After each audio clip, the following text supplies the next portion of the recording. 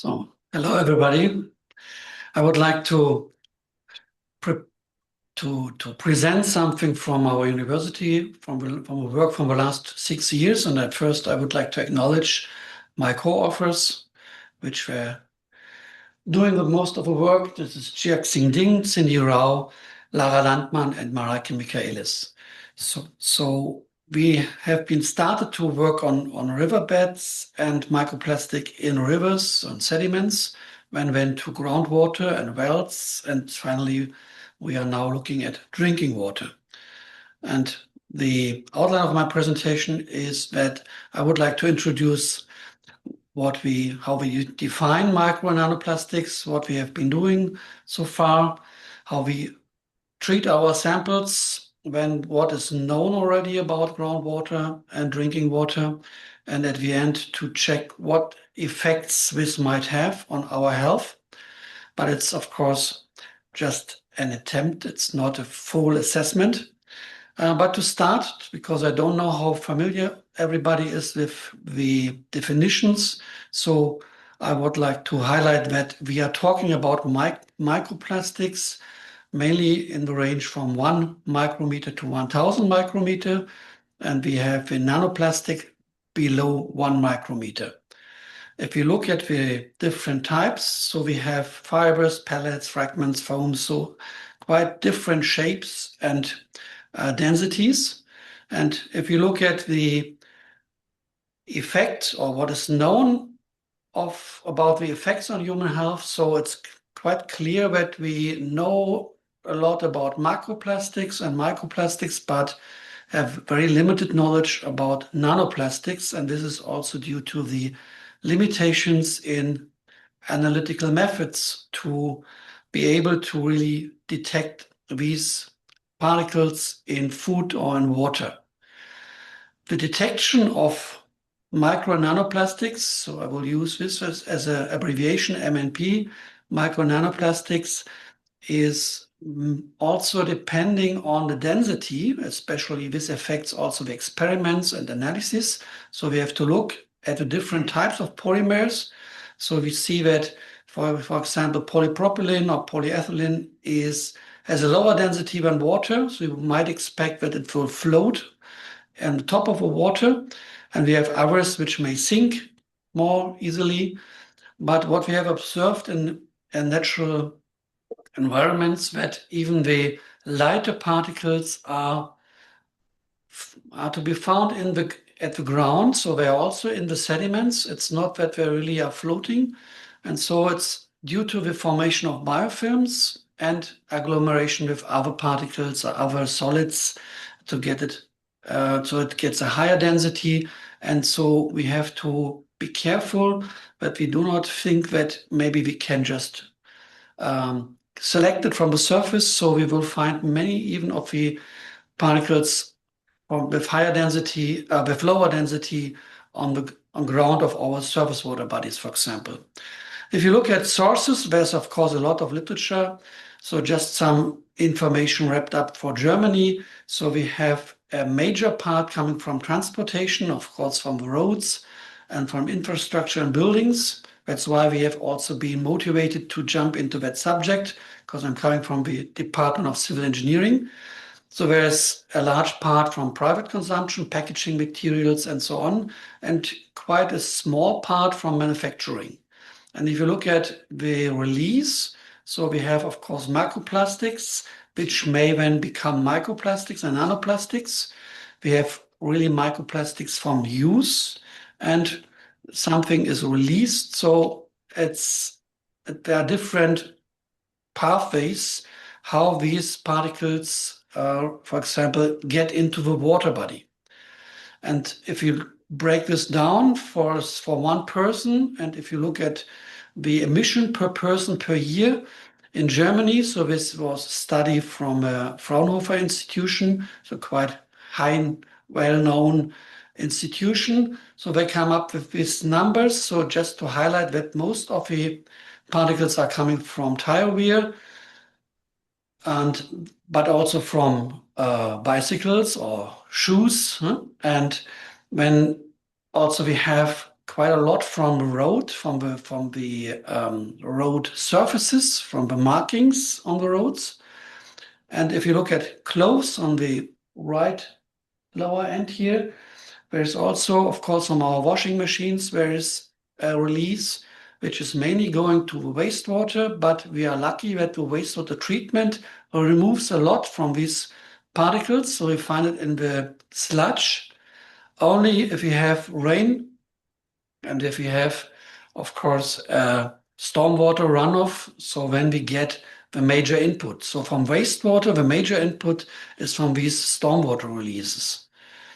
And of course, these numbers may change from country to country. I would expect that in US, the plastic packaging is much higher per person, but maybe when other things are lower. But this is just to get an idea what are the different sources. So what is my university, so it's called HTWD, is doing in the field of microplastics. So we started to develop separation techniques to investigate the particles in different types of riverbed sediments. And we used electroseparation and density separation. We also applied a not so famous technique of differential scanning calorimetry because it's low cost and it's quite efficient, but it has a quite high threshold. So the detection limit is too high to really go for water samples, for example. Of course, you can filter it, and then you can even put the filter material into these containers for the measurement. But there are, of course, certain limitations, especially if you have low numbers of particles. So we looked at sampling techniques, for example, here shown an experiment with the Van Veen grabber, so which is typically used to take the sediments in rivers and lakes, but you will lose a lot of particles because it's not totally closing. And we developed our own procedure for the density separation because we want to save the salt solution. It's difficult to reuse it, and it's quite expensive if you use high density like wolframite, or otherwise you use zinc chloride solution. And we did also flume or channel experiments to see how these particles are transported in, let's say, model of a river. And so we also got a nice tour on a boat. So we took samples from the Elbe River, which is our major river, where also my university town is located, Dresden, here on the lower end. And it's coming from Czech Republic, and it's going then through the whole Germany down to the Northern Sea. And we took from the course there 43 samples, mainly from the river bottom in the center of the river, but also from harbors, from water engineering constructions, for example, downstream of bridges or in groins. And just to get an idea that we found only in some of these samples really microplastic particles. So with our possibilities for detection, it was mainly polyethylene and polypropylene. And here you also have a concentration to get an idea what is the range in sediment. The problem is that you have to do so many treatment steps. So for the let's say electro separation and density separation, that it's very much time consuming and also quite costly. And so there are not so many results available, even if you look at the literature. So this is just the result of this huge work effort you have to bring in to get your samples prepared and detected. So we also did then in the second phase with a second research group more optimization procedures for these methods. We also used oil separation, and so you can imagine that you can put your sediment sample in a mix of water and oil, could even be olive oil, and then you shake it, and then the particles are accumulating in the oil layer, and then you can freeze it, and then you can take the oil layer away and can try to get the particles out. And we also did the production of our own standard particles. We used 3D printing, but there is a limited size then, of course. So the smallest one we can achieve now is about 600 micrometer. We have other techniques like chemical precipitation for getting smaller particles. But especially if you look, for example, for transport of particles in riverbed sediments, so this production is quite useful because it's quite cheap. We also started to look at sludge from the waterworks because we would expect that the particles are found in the sludge as we found it in the sewage water treatment facilities. And there was a study on coagulation and flotation as water treatment steps to remove the microplastic particles. More tricky was the experiments on transport and aquifers. So we would like to show the filtration effect. We have a certain pore size depending on your grain size in the aquifer. And we started with quite large gravel just to, let's say, learn the required methods. So, for example, it was one problem that you cannot just add the particles to your input solution because if they have a lower density, then they may float and you will never get into the column. So there were some nice findings here from my students. So they prepared an ice cake and they put the ice cake on top of a column, and then they run the experiment, and due to the temperature of the water, the ice is melting and then setting the particles free, and then it can move in the gravel pack also. So we also try to quantify, of course, and this is just an overview of what you can do. So this I will not go into detail. So it's just that it should give you an idea that there are so many different steps involved. So you have the sampling where many things could go wrong already there. So you have to be very careful in the field that you do not contaminate your sample. You have the pre-treatment, so the separation or maybe a treatment to digest the organic particles, and then to enrich your samples. And then you have different types for the analysis. So either you count them, so with using the infrared or the microscopy, or you can use mass spectrometry for getting the mass of the particles. So, but you cannot calculate one into the other unit. And so we started to look at the separation first. And so it was not clear what works best. So we used density separation with different salt solutions. We used electroseparation and oil separation. And finally, we came up with a combination of electroseparation and density separation, which worked quite well for sediments. But of course, this is not so useful for water. So especially electroseparation cannot be applied there. Not this type of machine here. And so we had to filter it. So we try to get groundwater and drinking water, and we use a filter. And the upper line shows the filtration, and then the density separation or the treatment with hydrogen peroxide. And then we go for another filter and we try to identify the particles using the IR methods. The other way is to get the water sample in a high volume, so that be aware that you are not allowed to use any plastic containers.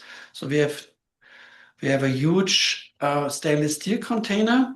Typically, it's used in agriculture or in a brewery. And so we have this container. We can bring 700 liters of water to the lab, and then we can attach a continuous flow centrifuge, which has been applied successfully for example, enrichment of algae from surface water. So we now use it for enrichment of particles from this large volume. And we just started 3 months ago to use it. It is also very time consuming, and you may be able to reduce 700 liters to half a liter. So you can bring down the volume, but still you have half a liter when left. But most of the particles should be in that half liter then.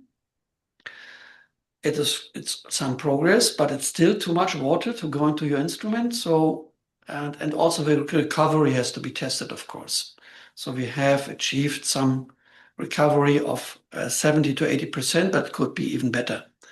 And then you can go, for example, also to FTIR or to flow cytometry.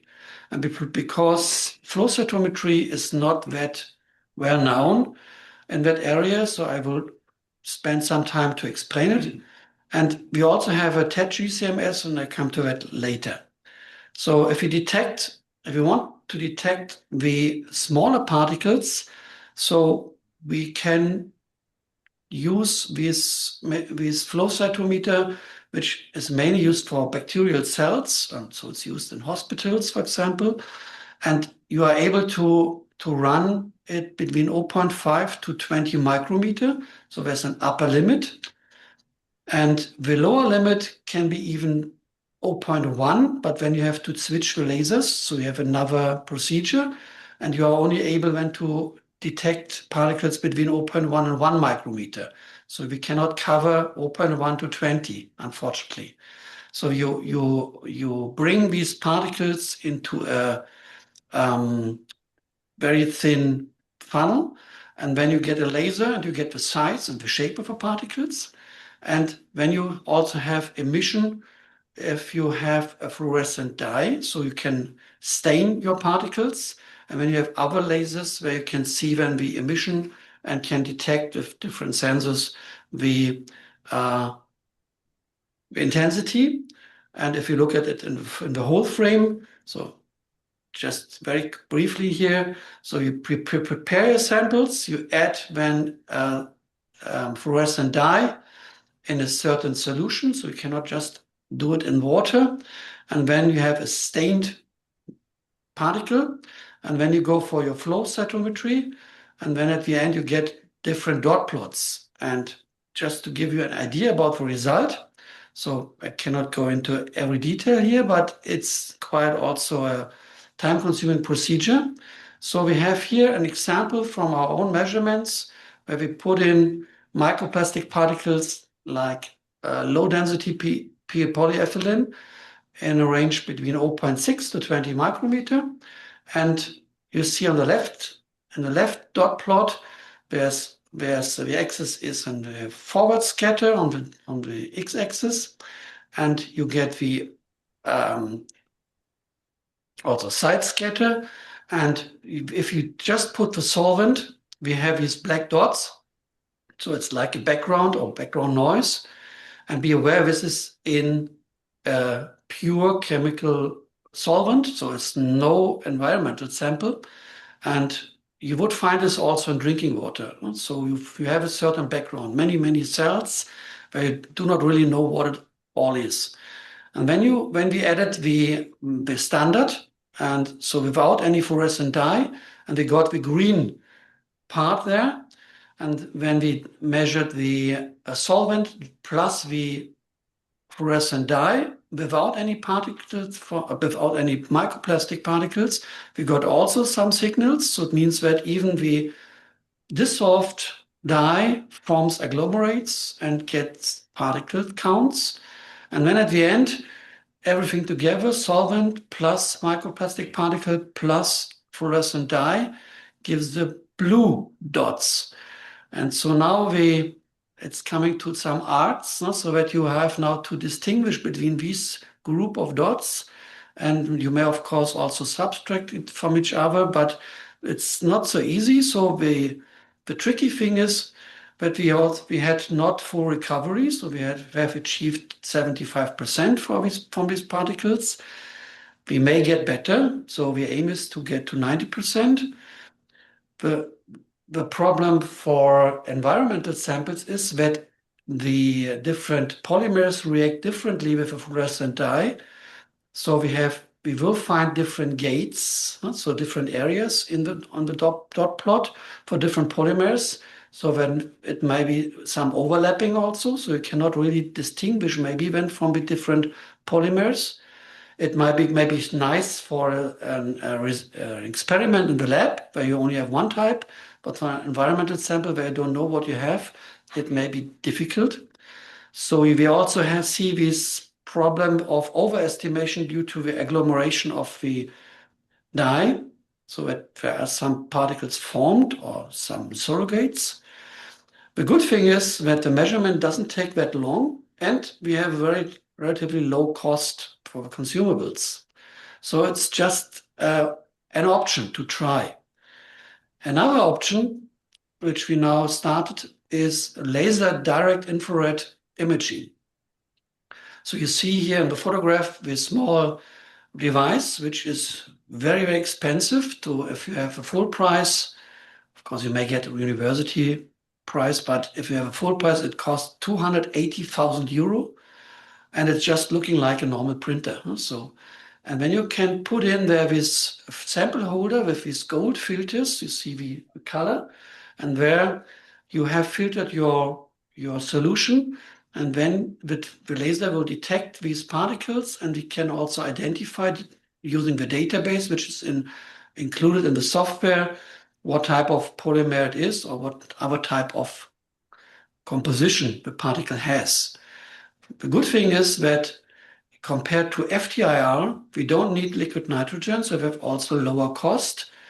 We are much faster, so we have just 20 to 30 minutes for the measurement.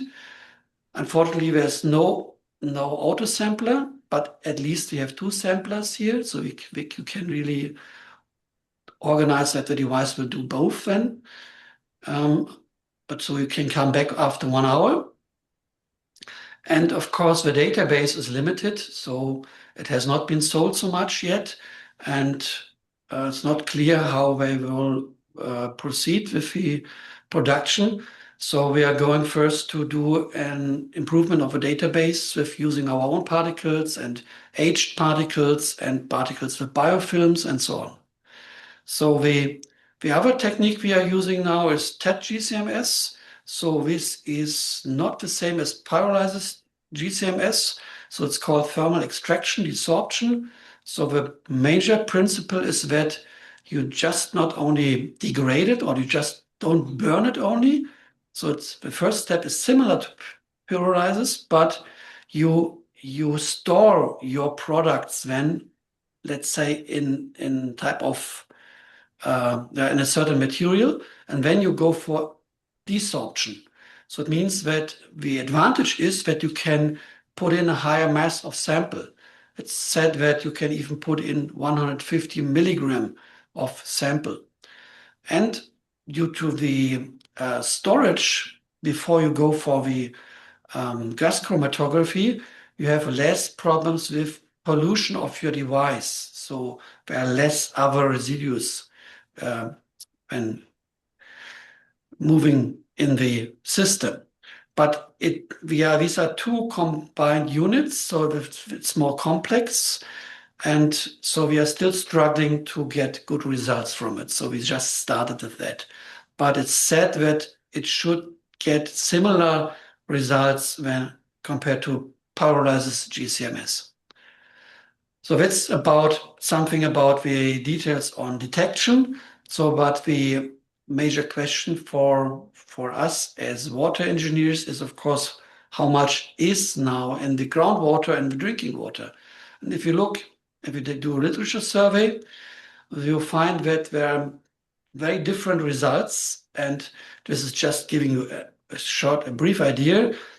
What I would like to highlight here is that we have very much different sampling volumes. So some people have only looked at 1 liter, others have even gone to 1,000 liters, and you see that they got quite different results. So 2 particles in 1 cubic meter is pretty plausible. So because you would expect in groundwater, there's also a huge filtration effect, and we have small pores. And if you have a long travel distance, you would remove also bacteria and other particles. Why not microplastics? But if you look at the size, it's only true for 20 micrometer. It's nothing said about smaller ones, not about nanoplastics. But even from these results, presented in the literature, you see that there's a huge range.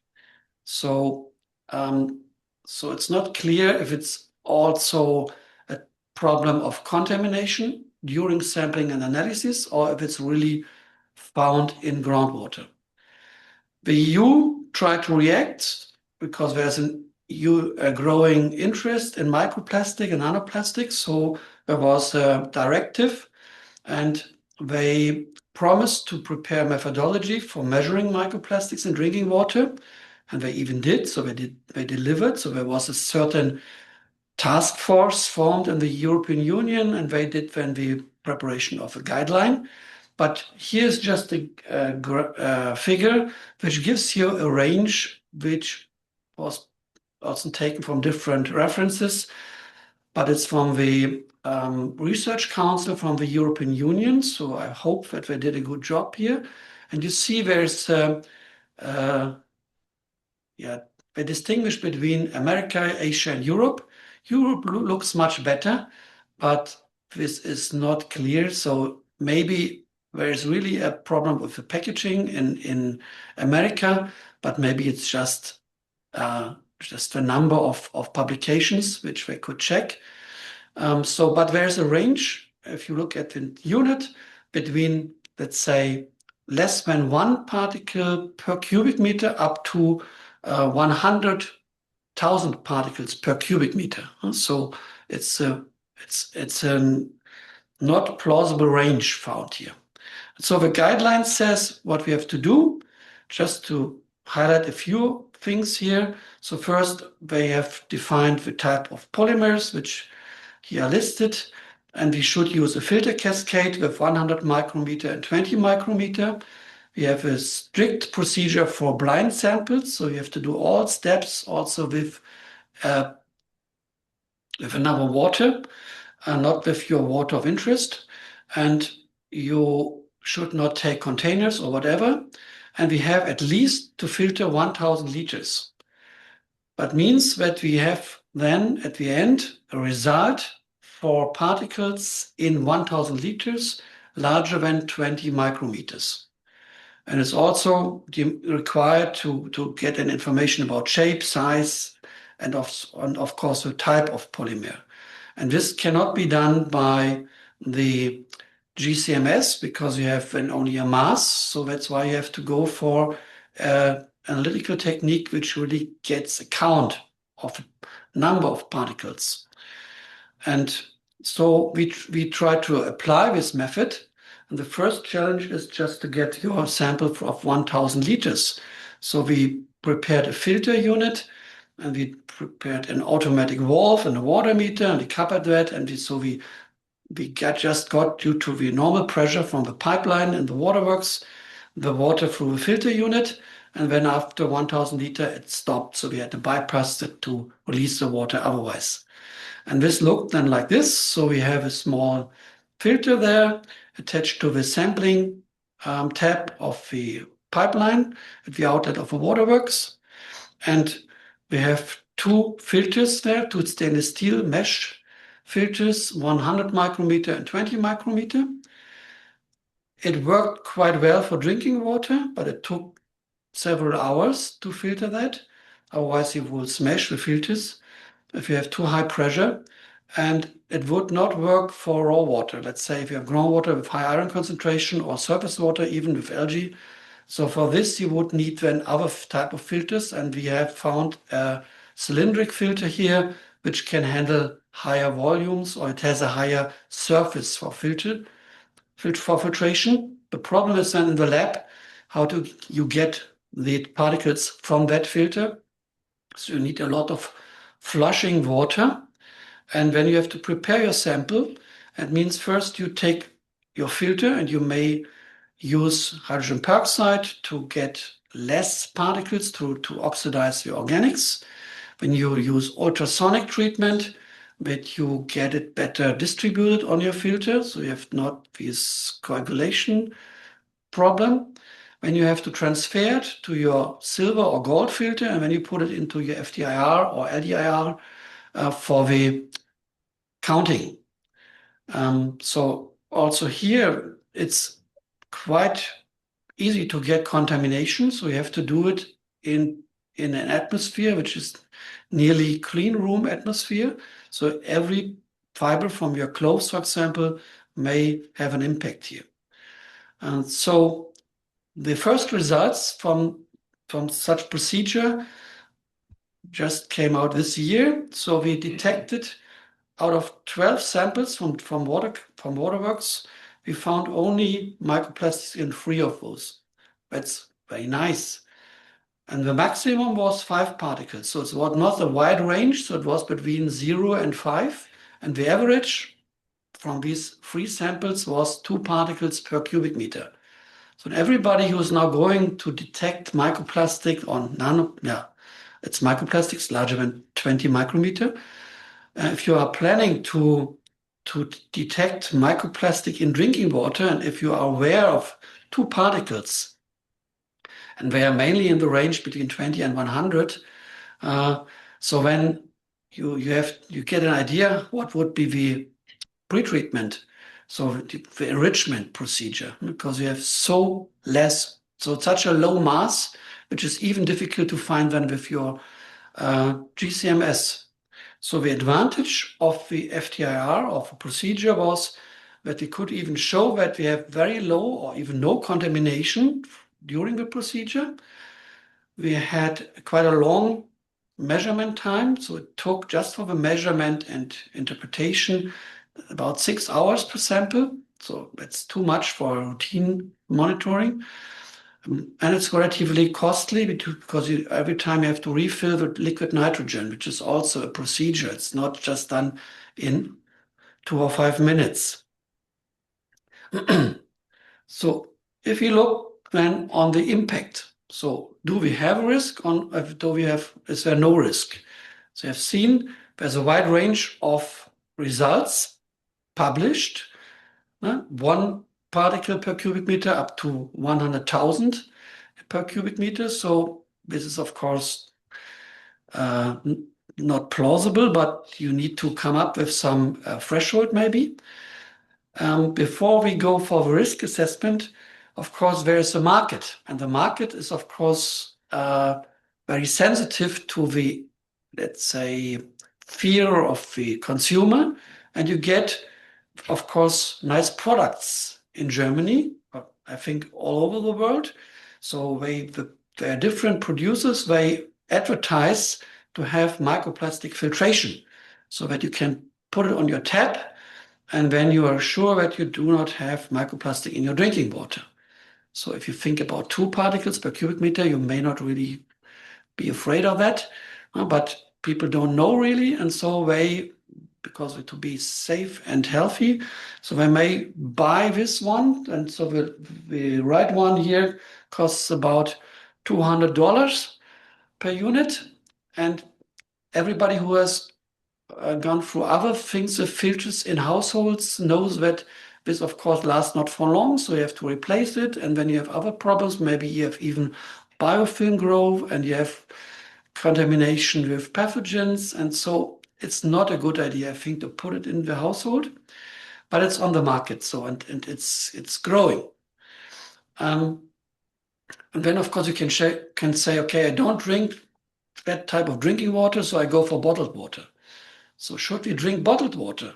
So it's quite clear that if you compare the results of drinking water analysis and bottled water analysis, you have even more microplastic particles in bottled water. But there are very contradictory results. So sometimes there's a publication that found that there's more in glass bottles, here's more in the single-use bottles. So there's a wide range of the results. So, and maybe there's also some contamination in the lab. So I think people get more careful now, but the first publications maybe have underestimated the problem of contamination. But if you see the range again, this is not here in cubic meters, it's in liters. So we have 1.4 to 10,000 particles per liter. So, and they said in drinking water is a factor of 1,000 lower. And there was just a presentation last week at the symposium on managed aqua recharge where somebody from Eurofins, from a large commercial lab, presented something on microplastics, and he detected 800 particles in a can of beer. So I didn't know, he didn't say what was the volume, so but 800 particles, maybe in half a liter or maybe in 1 liter. So of course, everybody was a bit surprised. Yeah, and now you have to decide, would you drink beer or bottled water or drinking water? And if you compare that with Dresden drinking water, so we have 0.001, 0.002 on average, because it's a very limited number of samples. We go for more sampling. So you may find, okay, maybe there is no risk from drinking water, but we have to step back. We are only looking at particles larger than 20 micrometers. So what does it say? Okay, we have some results on risk and effects, for example, using ingestion. So there was this study that was saying, on average in the world, we digest 1 credit card per week. So I'm not afraid of eating 1 credit card because I'm quite sure that I will digest it, I will release it. And of course, you find other studies where we have shown it was found in fish or maybe in others, even smaller organisms. And of course, that's correct. So if you have this in your stomach or in your digestion tract, so that gives you a feeling that you are full, and then you have, of course, less nutrients and you may starve. So there could be an effect that especially birds, seabirds or fish may develop less because they are starving, they have not sufficient nutrients. When there's something which is difficult for me as engineer, if the biologists say there's oxidative stress, so you could, for nearly everything, you could say it's oxidative stress. No? So it's very difficult to define. The release of additives, of pollutants, which are attached to these particles, is very often pronounced as a risk. But if you look at the number, if you have 2 particles in 1 cubic meter, the potential that these two particles will release something or will transport pollutants will be much lower than maybe other particles like clay minerals or other things. So we have to be realistic. If you have a low number of particles, then there will be also a low release, and there will be also not much transportation capacity for viruses or other things. So to come up, and it's not just from my observation, there are also some nice papers now on the critical aspects. So very often we find not sufficient documentation of a sample preparation, and we suspect cross-contamination. We very often find that they have shown particles larger than 100 micrometer in water and animal cells, but from a biological viewpoint, this is not so easy. It's not possible. So we have, for example, there's one reference here. So biologists say if it's larger than 100 micrometer, it should not be able to pass a cell wall or come into your organs, so into your whatever kidney or liver. So it may be found in your stomach, but it may not go to your brain, for example. So there's a biological barrier. The lab experiments which have been done, they of course overdosed. So they have very high concentrations of particles. And then of course you may see an effect, but typically you will not find these high concentrations or numbers in real world samples in rivers. About the release of additives, I already mentioned, you have to be very specific. And if you have not much mass, then there will be also not much release.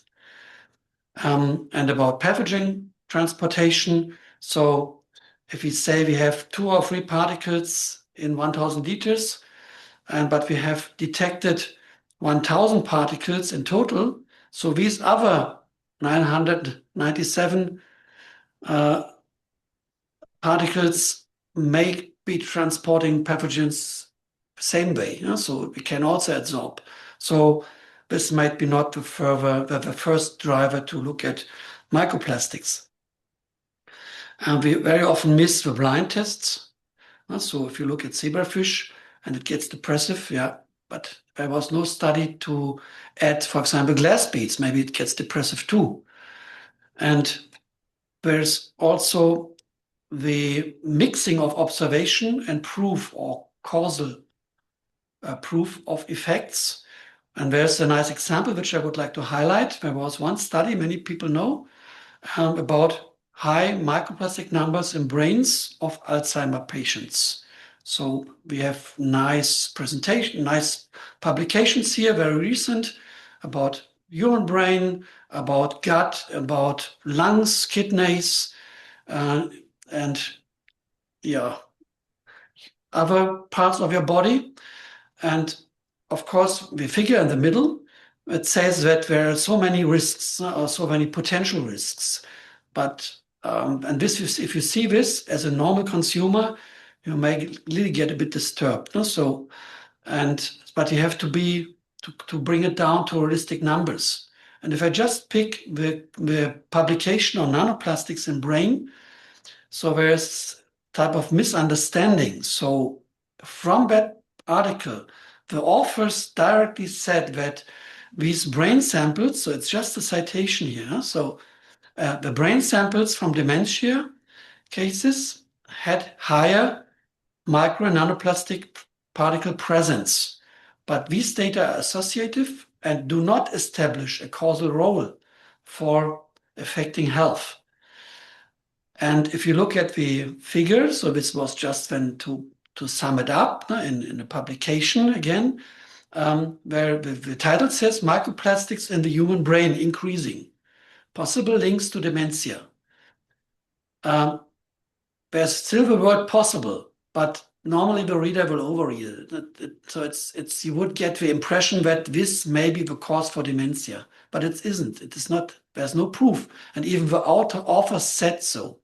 So that's why we have to be very careful with these results. On the other hand, I said that is there risk or no risk? And if you think there may be no risk because we have only 2 particles, coming back to the particle size. So what we do with the regulation from the EU, looking at drinking water and the analysis with the cascade filtration, we are only looking on particles larger than 20 micrometers. But particles which may enter our cells would have smaller size. So what about looking at the small size, at nanoplastics? Which we can't do, and there's no regulation because we have not appropriate analytical techniques so far.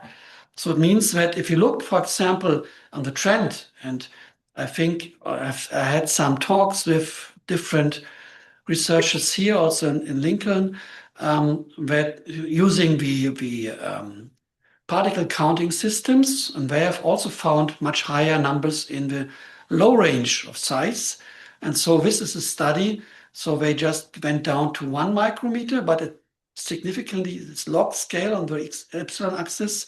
So you see clearly that the number of particles are increasing if you go to a lower size. And maybe this can be also true then and be expected for the nanoplastics. And that when, of course, it's clear we should not so much look on microplastic in drinking water because it may even not affect you, but we should look on nanoplastics, but we are not able to do so. So that's a nice task for research, of course. But if we come then to, let's say, public discussion, it's not a nice result to say, okay, we don't really know. So we cannot really say there's no risk because we're only looking on the larger particles, but we would expect that there is not a very high risk. But this is, of course, frustrating. And then if people want to leave a seminar, at least we should discuss what we can do. And we can do a few things. So of course, we can try to use biodegradable plastics, but this is much more expensive. And biodegradable does not mean that it is degradable within a few days. And very often it's only degradable under very certain conditions. So this may be not a solution worldwide. Water purification, yeah, you see that you even from a beer can, you have more particles than from your filtered drinking water, maybe. There are also some nice techniques developed for surface water bodies to get the microplastic out. That's useful. And this is something we can also pronounce that everything which you can still see, if you can remove that, it helps to have less nanoplastics at the end because there's a degradation process. No? And so even if we collect a PET bottle from a river bank, this helps to avoid nanoplastics in water. And so we have also had a nice public science study at the River Rhine, and we have also the activities for garbage collection along rivers. So this is something people can do. And this may have much more effect than putting your expensive filter on your tap at home. So to conclude, the databases is still not sufficient for real assessment. And this is true for all types of water. We have found from our own work that the riverbed sediments in our river does not contain so much particles, and so it was much lower than we expected. Of course, it's also a question of detection limits. What we still have to do is to come up with standard methods, because we need then to be able to compare our results. So if people use so many different techniques, so it's difficult to compare their findings. We have to be aware that the European methodology proposal only looks at particles larger than 20 micrometers, which is understandable because there's not much on the market for the lower range detection, but it's not looking at particles which are really relevant, maybe. The preparation of water samples is very tricky, and we have to be very careful with these flow boxes and so on. So if you just do it in a normal lab, it's quite high chance to cross-contaminations. And there have been even some observations, not so much published, but if you put a glass of water in the lab and let it stand there for one day, you may find just in this 100 milliliter already 20 or 100 microplastic particles just from air, but they settle there and sink down, and then you can detect it. So it's a very high risk of cross-contamination. Yeah. Microplastic credit card ingestion, so it's a bit overestimated. And it's very important to look now on nanoplastic in water and food to develop the methods to do so, and then to come up with maybe some guideline or even threshold values, and to be careful with the findings, that we are very precise and not blowing it up as a major problem or something like that. And because it's a seminar and I'm a guest here at Lincoln, so I would also point out some potential cooperation options, because I have had the pleasure to have seen many people maybe here which are also listening via the online tool. So we have now a group of 5 PhD students, also from plant physiology and even from IT, from modeling transfer of particles into cells. And they will be working there for the next 3 years. So we are trying to get a standard method for the enrichment, at least, and maybe then even for the analysis of micro and nanoplastic particles. What I've seen here is that some people have nice experience on biofilm characterization and surface charge. This we don't have. Some others are doing degradation studies. We are doing not these type of things. And also What we are trying to do is the removal during drinking water treatment, and of course, then the detection of particles in drinking water. And we are also producing our own standards, which you also may test. Maybe it's also much cheaper than what you get from the commercial companies. We can also exchange samples, so it's all the time good to compare the findings with an independent testing facility. So we are using the flow cytometer as presented, and the laser detection infrared. So if you like to send samples, the good thing is that microplastic doesn't degrade so fast. So you can even make it in 1 milliliter vials and can send it easily, and maybe vice versa. We also now have the task to look at tire particles because it's forming the highest portion. And this is important for our stormwater infiltration facilities because we want to prepare, or we want to prove that these filters for stormwater are also useful for removing microplastic particles. Yeah, this can be all done also via the exchange of students and researchers who are welcome to intensify the contact, which has been started, and all the information, because we can share the presentation, of course. You can get the PDF later on, that you find the contact and the publications from our side, and you also find the references then from this presentation to have a better look afterwards. Yeah, with that, I would like to conclude and thank you for your attention.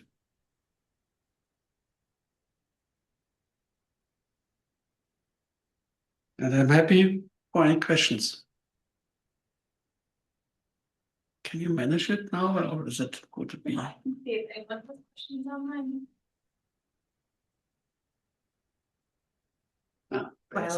While Anna's looking. So when you were showing your flow cytometry data for enumeration of the microplastics, how do you differentiate between bacteria and viruses that would be naturally present in the sample? It's not solved yet. So we are still starting to find the best fluorescent dye to stain the microplastic particles. So we started with PE, and the same dye will not work for all polymer types. That's one problem. And then we will go for matrix problems to investigate different matrices. The type, let's say we will start with some spiked ultra pure water, and then we go to drinking water, and then at the end we will go to river water. I'm not sure if we will be successful, because that's of course a problem with the bacteria and viruses, which we may also get stained and send a signal. But there have been some publications that they were happy using Nile red as a fluorescent dye to distinguish also in environmental samples. So we have to reproduce that to see if it works. But there is, so maybe it's then a technique where you cannot quantify with a very high accuracy or probability, but it may be useful to detect what you have or what you may have. So that if you find something, it could be, for example, maybe useful for a first step, but use flow cytometry to have a first, let's say, analysis to find out if you expect to have things there, and then you may go to another technique which is better for quantification. So I'm not sure if it works. So but it was one chance to get below 20 micrometers. So it's not much to how to count this, and so there will be also, I think, analytical improvement with the next years. But we could come down at least to 0.1. So that's a chance. But if it works for environmental samples, I'm not sure.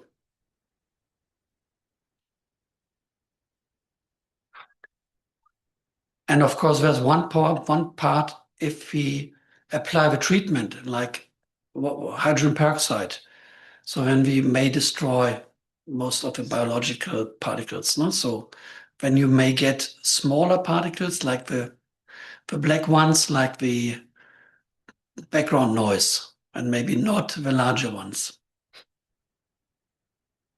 Except for spores. No, they might present a problem. The tire straits have been around for a long time. Tire. Mm. I remember we had a project when I was doing it from Hawaii on the highway, the H3 going from the Marine Corps base to Pearl Harbor. So the traffic going from Honolulu side to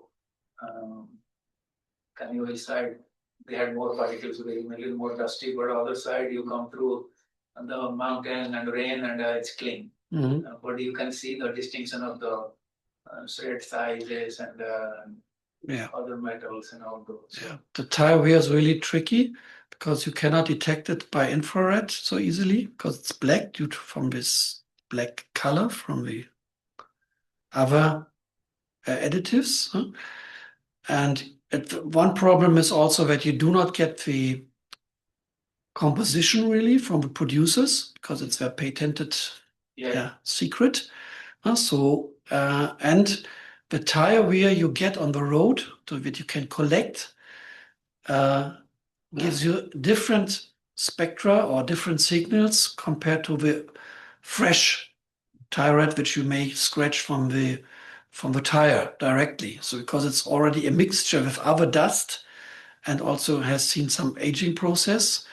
And so that's why some people try to detect it indirectly by the heavy metals, which are also included in the tire, especially zinc.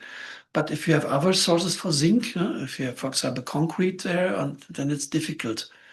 So tire wear is really tricky. There's one question here from the other audience. Does reverse osmosis remove micro or nanoplastics? Sure, it's a filtration step. And if I have a certain pore size, I can remove it. I don't think that you will produce a lot of nanoplastics, that you introduce nanoplastics from these membranes. They are, of course, also plastics. But this is what you can do if you do not have stainless steel filters. The stainless steel ends up, to my knowledge, at 10 micrometer. So maybe there will be soon 1 micrometer, but it's difficult to produce from stainless steel. So, but if you use plastic filters, you could also say, okay, I can enrich the micro nanoplastics when on such filter, when I just cannot detect the same polymer the filter is produced from. No? So this might be a solution, but unfortunately, this is not just a flat filter. It's a certain structure, and if you get the particles inside, you will not get it outside. So you cannot really get a full recovery then afterwards. So that's difficult. Then is another question. What is the lowest detection limit of LDIR?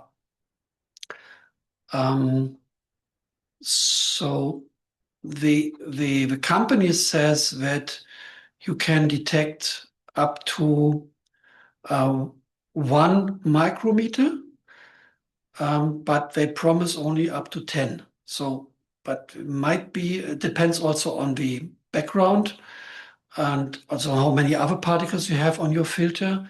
So you may be happy to even find the 1 micrometer particles, but it is limited in size and due to the laser focus. And so I think we will work, of course, for drinking water up to 20, and we will go down to maybe to 10, but there is a limitation. Other questions? Quick one from me, and thanks for such an interesting presentation. Do we know much You didn't cover it in your talk, but how the different types of polymers wear? Do they have grade differently, or the morphology of the particles different? Do some break down into smaller particles, or is the sort of trajectory of breakdown similar for polypropylene versus polyethylene versus polystyrene? This question about the breakdown of different types of polymers, I cannot really answer. So there are some studies published, I think, already.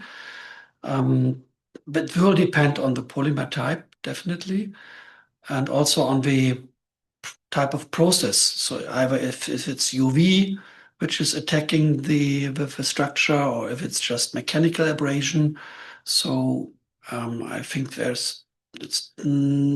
cannot even generalize it. Maybe there are so many different aspects involved, and it's difficult to get a good answer for that. Is there any publication, like we see so much plastic in the developing countries than the more developed countries, but is there any study showing in the surface waters much more micro nanoplastics? There are, of course, now more studies coming up. There are two sides of this, let's say, development. I think developing countries have more severe problems than microplastic. So it would be better to spend more time on the basic things. But of course, in academia, people want to be on top of a new fascinating topics. And so they also go for nano and microplastics, and they have done it for Ganga River already and for rivers in Africa. It's similar. So it's not really that they found much higher numbers. So it's very often that we think that the pollution there is much higher, but sometimes we forget also that for example, discharge volumes of a Ganga River is also much higher than of our normal rivers. So it's more dilution also, and it's also the climate. So you have also maybe more degradation, and maybe they have more nanoplastics, but they don't know, because the degradation is much faster due to the temperature, due to the sunlight, and so this may also have an effect on the final results. I have a general question beyond what's in the water, but thinking about the microplastics, nanoplastics that might be present in the subsurface, right? So in that sediment matrix, where it provides a surface for microbial growth.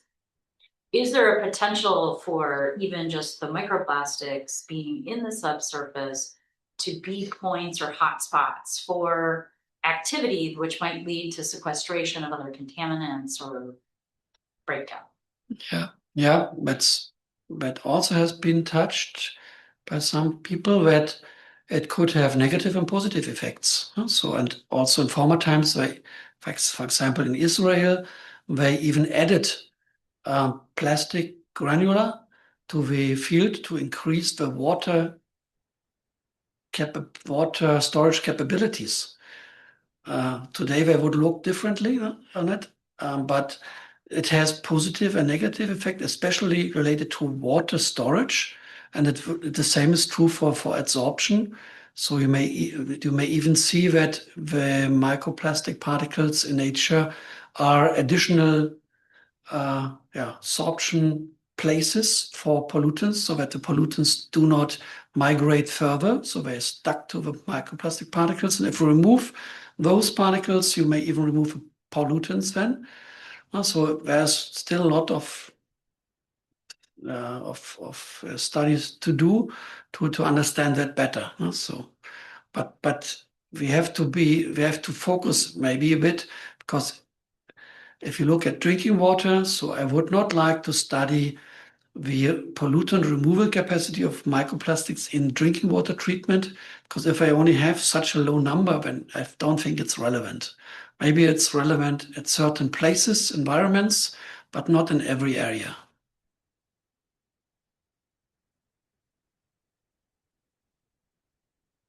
Well, it's Friday and everybody should go home and prepare for the weekend. Thank you for your interest. And I'm open to stay in contact with everybody who's interested. So bye-bye. Thank you.